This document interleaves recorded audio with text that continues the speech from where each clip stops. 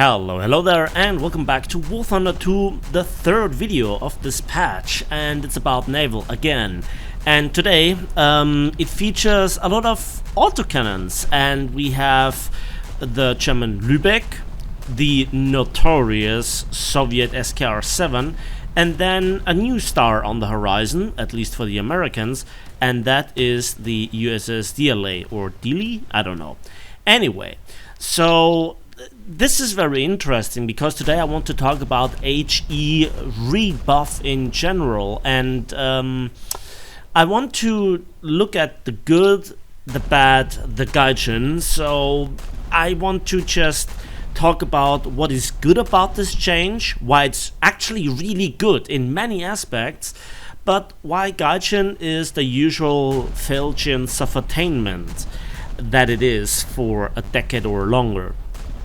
Okay, so basically what Gaijin did, as I stated in my first video where we looked at the dev block itself, or the changelog rather, has been that they increased the amount of shrapnel, so HE gets much more reliable, and while the overall damage output according to Gaijin hasn't changed, in actuality it is significantly better when we talk also about rather small caliber HE rounds, especially in naval terms. You know, a 100mm gun isn't really that big if you think about battleships. Now here's the thing, and this is something that I want to really bring home as a message. It's a good change when you just simply look at the matches and what you see on the waves of War Thunder. It's not just American destroyers anymore, or, you know, certain battleships. It's much more variety. A lot of people have now included ships that either have been stock or were previously in general really bad at gunfighting. For instance, the entire Japanese World War II destroyer line is now viable in a gunfight. It's not excellent, but you can make it work, and that is all that I'm asking for. And HE does damage in general, as it should do, right? And I think that while you are absolutely correct that Gaijin overdid it, and HE seems to do too much damage in some cases, and seems to be much more potent in blowing up ammo racks, overall that it's just better than it was. Now that's not saying that it's perfect, and certain changes still should be made, but think also about all the players with stock ships that don't have their SAP rounds yet, or think about all the people that have just tried their hardest to get into an advantageous position themselves and ambush somebody. They should get rewarded, right? And not just like I have experienced myself, for example, in a Japanese destroyer. I noticed there is an American destroyer coming around the corner. He hasn't noticed me. I'm setting up the first salvo, take out the bridge and the frontal firing group, for example, when I'm dealing with a Moffat and or a USS Frank Knox, right?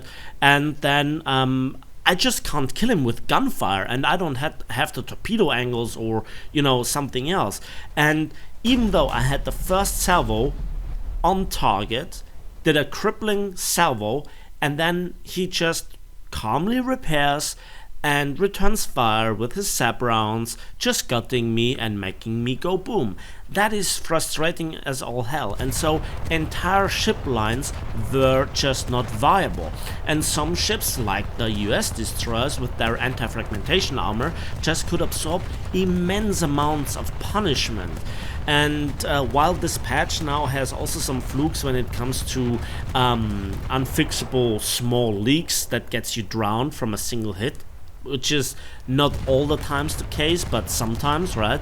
I think it's much more fair, it's much more even, but again, Obviously, ships that were previously really annoying, like the SKR-7, are now outright stupid. And you can also credit Gaijin here with not adjusting the battle rating of this thing before releasing the patch, because this is such an obvious example that it is absolutely broken, and this down tier was outright criminal.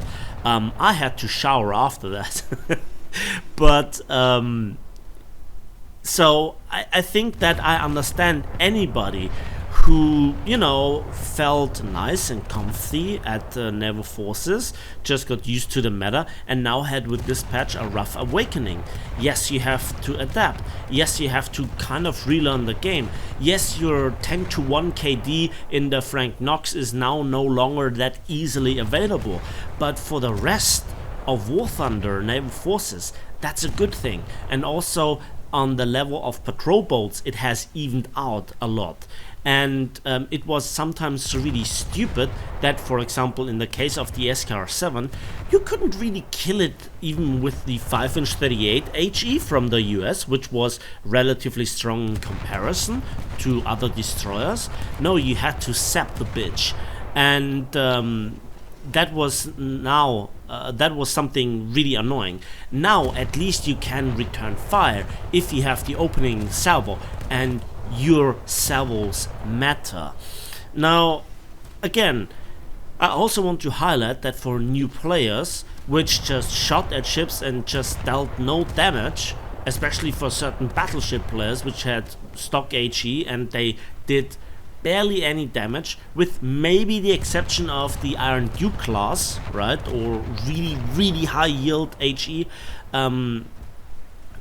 which, you know, you could grind through it a little bit shooting at those bot cruisers and destroyers, but that was not really cool and engaging.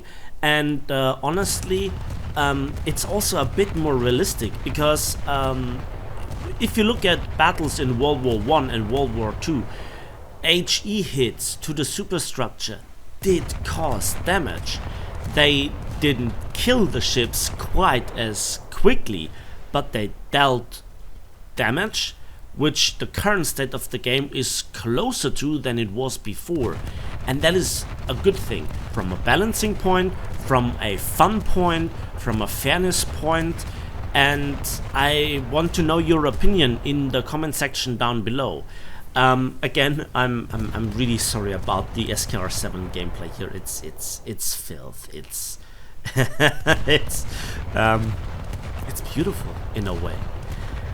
So this is also one of the things, because in the SKR-7, even though it has the superior volume of fire, and we're not talking here about the rockets, right? We're talking just about the guns.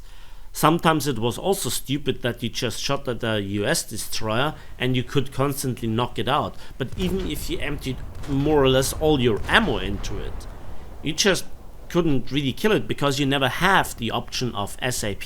I mean, this ship with SAP or AP would be even more broken. But, you know, it certainly has its limit. I don't want to defend it, but I want to just not exaggerate it, because it has its limits. And I also think that the ammunition supply was now clip-wise reduced. I think I have less shells actually available, not in total, but actual available than before. And so I still can pull off a 10 kill double ace gameplay, right? But I have to think a bit more than like previously going in and just rocking all the patrol boats' lives. So it's not a simple it's better or it's worse. I think there is a whole lot of reasons to look at this and say it's great, it's a good change or a change in the right direction, but you are also absolutely correct that AG is overpowered.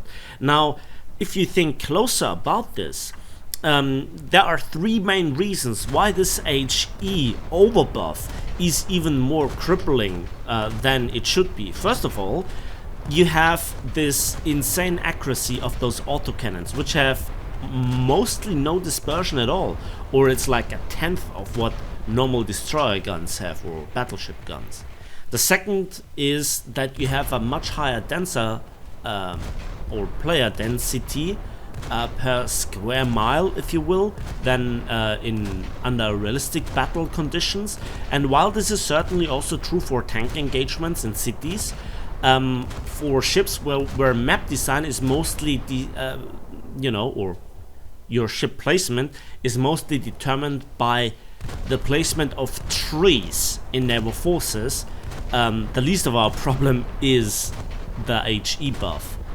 And then is the spawn locations and the spawn distances from each other, the engagement ranges, and also the range determination mechanics, so that you actually land the hits. But most importantly, I think it's just another showcase of compression.